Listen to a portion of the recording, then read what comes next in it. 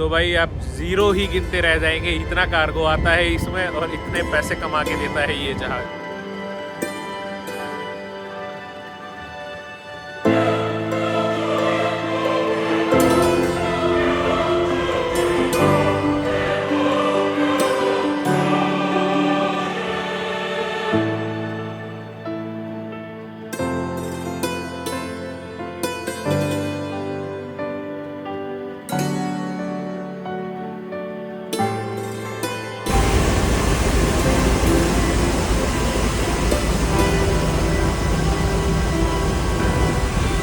मैं आप लोगों को बताऊंगा कि इस शिप के ऊपर ये जो जहाज़ है, ये देख रहे हो पीछे जिस जहाज़ में मैं खड़ा हूँ, इस शिप के ऊपर एक कप्तान की तनख्वाह कितनी होती है। आज का टॉपिक यही है हमारा। अगले 5 से 10 मिनट हम यही बात करेंगे, पैसे की बात करने वाले हैं आज, क्योंकि मुझे बहुत सारे ढेरों मैसेज आते हैं इंस्टाग्राम पर आप लोगों के, जो मुझसे पूछते हैं कि भैया हमें ये बताइए कि एक कप्तान की सैलरी कितनी होती है इस शिप के ऊपर। सो आज मैं आप लोगों को ये बताऊंगा कि एक कप्तान की सैलरी कितनी होती है इस जहाज़ के ऊपर। ये काफ़ी अलग टाइप का जहाज़ है भाई। ये एक LNG शिप है। LNG मतलब लिक्विफाइड नेचुरल गैस हम कैरी करते हैं इस शिप के ऊपर। तो कप्तान मतलब कैप्टन की क्या तनख्वाह होती है इस जहाज़ के ऊपर, अगर आप सुन लेंगे तो आपके होश उड़ जाएंगे।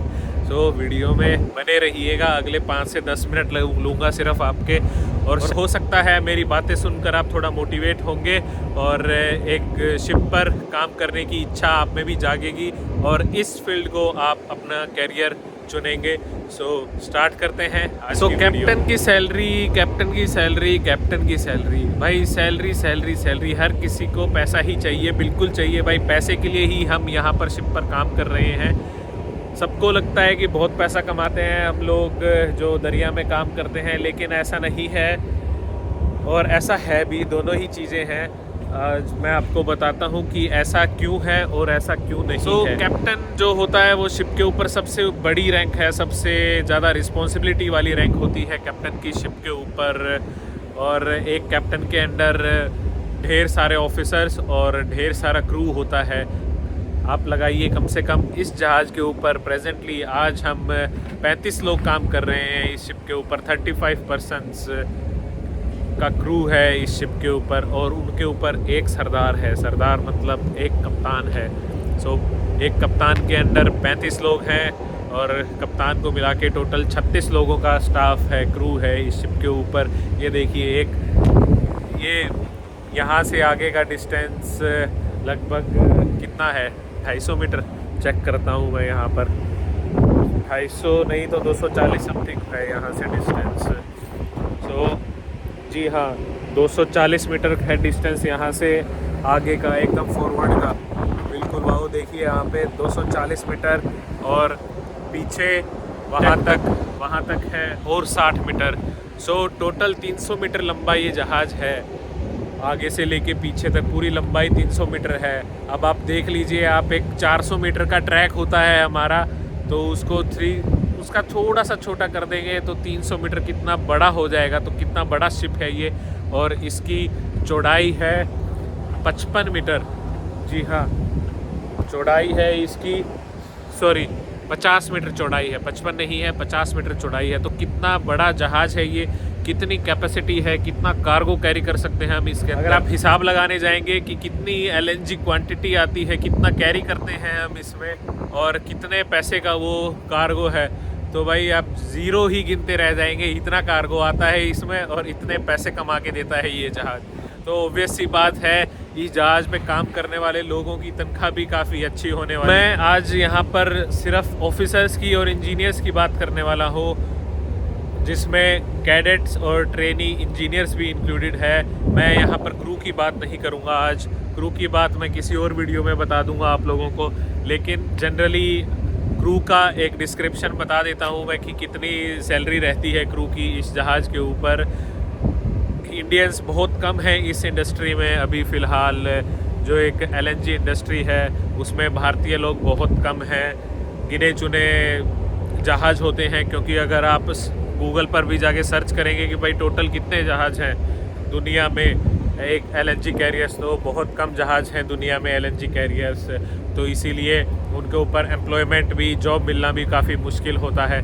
सो क्रू की बात करें तो क्रू की सैलरी जनरली यहाँ पर जो हमारा क्रू होता है उनकी सैलरी होती है 1500 से लेके 2000 यूएस डॉलर तक सैलरी रहती है। डिपेंड करता है आप कौन सी रैंक पे हैं, किस पे हैं। और जिन मेरे भाइयों को पूरी अच्छे से जानकारी चाहिए तो वो लोग कमेंट कर सकते हैं, और या फिर मुझे इंस्टाग्राम पर मैसेज कर सकते हैं।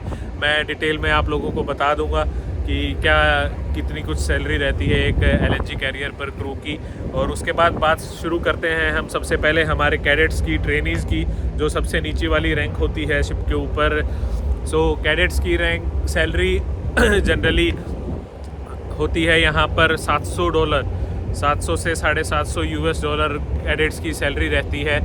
और आप प्रेजेंटली अभी फ़िलहाल रेट है 82 का रेट चल रहा है फ़िलहाल। कन्वर्ट करेंगे अगर आप यूएस डॉलर को इंडियन रुपीज़ में, सो आप कर सकते हैं 82 के हिसाब से आप अपना कर लीजिए कैलकुलेशन भाई कितनी सैलरी होती है इंडियन रुपीज़ में। सो मैं फ़िलहाल आपको सिर्फ यूएस डॉलर्स में बताने वाला हूँ।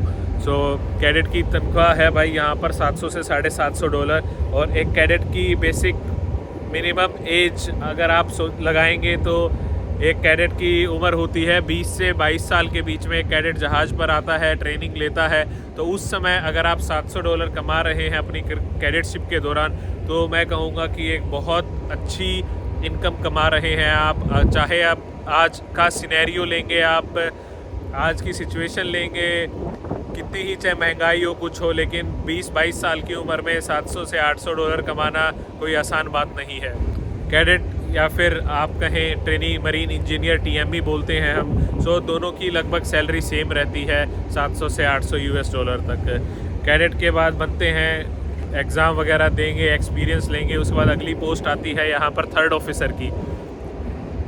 थर्ड ऑफिसर में सैलरी होती है, एक एलएनजी कैरियर की बात कर रहा हूँ मैं जनरल मर्चेंट नेवी की बात नहीं कर रहा। जनरल मर्चेंट नेवी के लिए मैंने दूसरी वीडियोस बनाई हैं ऑलरेडी, आप वो लोग वीडियोस चेक करिए, उसमें आपको सारी डिटेल्स मिलेंगी जनरल मर्चेंट नेवी की। बट एलएनजी कैरियर पे थोड़ी सैलरी हाई रहती हैं नॉर्मल शिप से। सो एक थर्ड ऑफिसर या फिर फोर्थ इंजीनियर की बात करें तो हम उनकी सैलरी रहती है लगभग यहाँ पर जहाँ पर प्रेजेंटली मैं जिस कंपनी में हूँ यहाँ पर है सालाना कॉन्ट्रैक्ट है, मतलब आपको 12 महीने सैलरी मिलती है। लेकिन अगर आप दूसरी कंपनीज़ में जाएंगे तो वहाँ पर आपको ज़रूरी नहीं है कि 12 महीने सैलरी मिलेगी आपको। अगर आप सिर्फ शिप के ऊपर हैं, सिर्फ आपकी सैलरी तब मिलने वाली है आपको।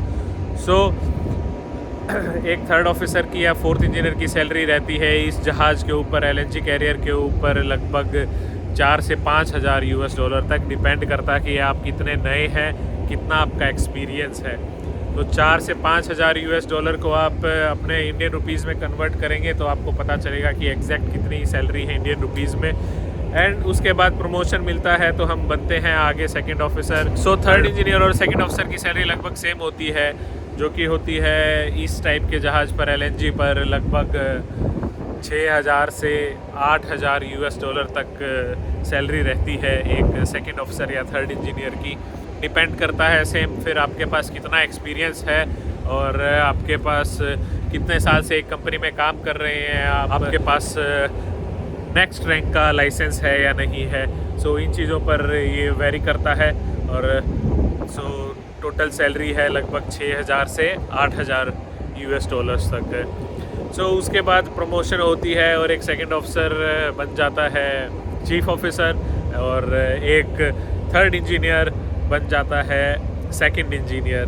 सो चीफ ऑफिसर की और सेकंड इंजीनियर की सैलरी भी लगभग सेम रहती है। तो एक चीफ ऑफिसर और सेकंड इंजीनियर की टोटल सैलरी रहती है 14000 से 15000 यूएस डॉलर तक। तो आप इसको कन्वर्ट कर लो अपने इंडियन रुपीज़ में, सो देख लेना कितना पैसा आता है। और उसके बाद चीफ ऑफिसर के बाद अगली रैंक होती है यहाँ पर कप्तान की, और सेकंड इंजीनियर के बाद अगली रैंक होती है चीफ इंजीनियर की। तो चीफ इंजीनियर और कैप्टन की सैलरी लगभग सेम रहती है, हार्डली थोड़ा बहुत डिफरेंस होता है दोनों में, 200 400 500 ऊपर नीचे चलता है। सो एक कप्तान की और चीफ इंजीनियर की सैलरी इस टाइप के जहाज़ में एक LNG कैरियर पर रहती है भाई लगभग 20 से 22 हज़ार US$ तक।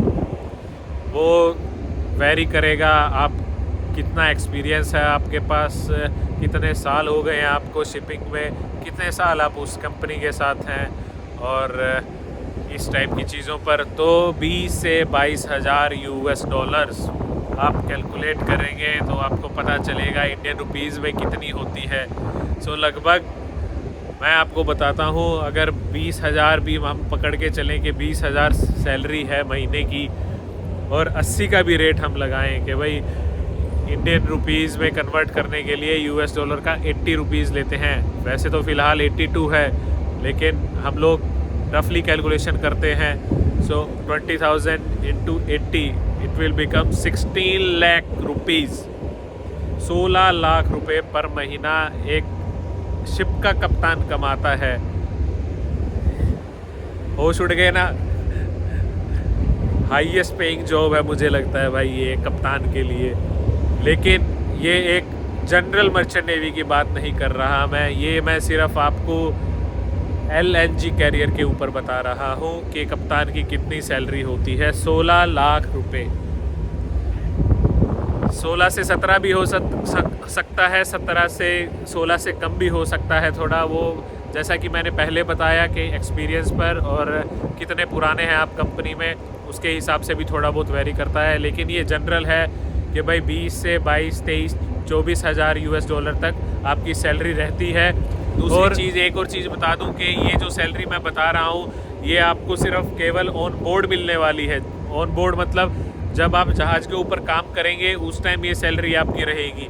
जब आप जहाज़ पर काम नहीं कर रहे हैं तो आपको पेमेंट नहीं मिलने वाली है।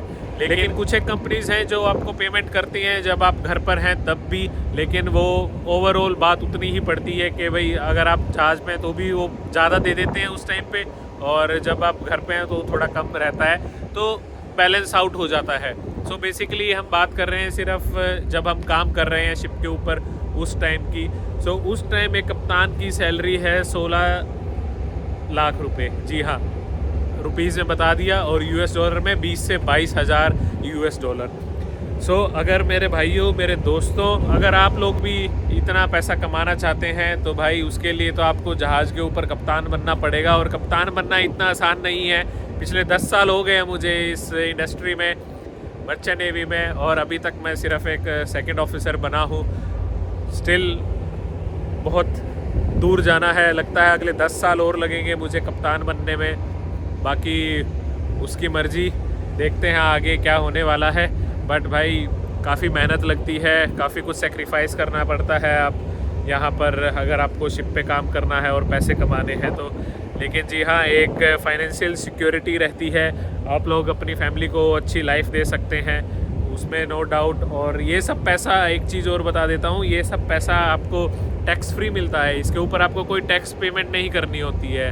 क्योंकि अगर आप 6 महीने भारत से बाहर रह कर काम कर रहे हैं तो आप 0 टैक्स पे करेंगे, आप NRE कैटेगरी में काउंट होंगे और कोई टैक्स नहीं भरना पड़ेगा आप लोगों को। तो यार इतना पैसा, वही है, लोग पैसा पैसा देखकर मर्चेंट नेवी में ज्वाइन तो कर लेते हैं, लेकिन हर कोई टिक नहीं पाता क्योंकि बहुत सारे सेक्रीफाइसेस होते हैं। एक कप्तान बनने के लिए आपको 10 से 15 से 20 साल लग जाएंगे, और 15 से 20 साल आप अपने यूँ लगाइए कि उस 15 से 20 साल में आप घर सिर्फ 6 से 7 साल रह रहे हैं, बाकी टाइम आप इस खुले समुंदर में इस जहाज़ के ऊपर गुजार देंगे। सो अपनी चॉइसेस हैं सबकी, किसी को पैसा ज़्यादा चाहिए होता है तो जनरली कुछ कह नहीं सकते, कुछ बोल नहीं सकते, सबका पर्सनल डिसीजन है कि उन्हें इस फील्ड में आना है नहीं आना। बट मेरी अगर राय पूछेंगे आप तो जी हाँ, ढेर सारा पैसा है यहाँ पर इस फील्ड में, और पर्टिकुलरली मैं बात कर रहा हूँ एक LNG इंडस्ट्री की। मैं जनरल मर्चेंट नेवी की बात बिल्कुल नहीं कर रहा हूँ, क्योंकि आज के टाइम में जनरल मर्चेंट नेवी में जो हालात हैं, जितने पैसे एक थर्ड ऑफिसर और एक सेकंड ऑफिसर को मिलते हैं उतना पैसा मुझे लगता है अगर एक एवरेज बच्चा है, एवरेज चाइल्ड है, तो वो घर रह के भी कमा सकता है। मैं सिर्फ एक LNG इंडस्ट्री की बात कर रहा हूँ, क्योंकि यहाँ पर सैलरी काफ़ी ज़्यादा हाई रहती है नॉर्मल जहाज़ों के कंपैरिजन में। नॉर्मल जहाज़ मतलब आप बल्क कैरियर, कंटेनर्स या फिर ऑयल टैंकर, प्रोडक्ट टैंकर की बात करें तो मैं उनसे कंपेयर कर रहा हूँ एक LNG कैरियर को, जहाँ पर काफ़ी ज़्यादा लगभग 1.5 से 2 गुना सैलरी होती है यहाँ पर। आप अपना डिसीज़न बनाइए, अगर आप इतना पैसा कमाना चाहते हैं अपनी लाइफ में और आप बच्चन नेवी ज्वाइन करना चाहते हैं तो ज़रूर आप ज्वाइन करिए।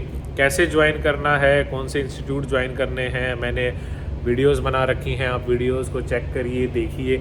अगर फिर भी आप लोगों के दिमाग में, मन में कोई डाउट आता है, कुछ पूछना चाहते हैं, मेरी हेल्प लेना चाहते हैं, तो ये मेरा इंस्टाग्राम हैंडल है। आप तुरंत मुझे इंस्टाग्राम पे मैसेज करिए और मैं कोशिश करूँगा आप लोगों को रिप्लाई कर सकूँ।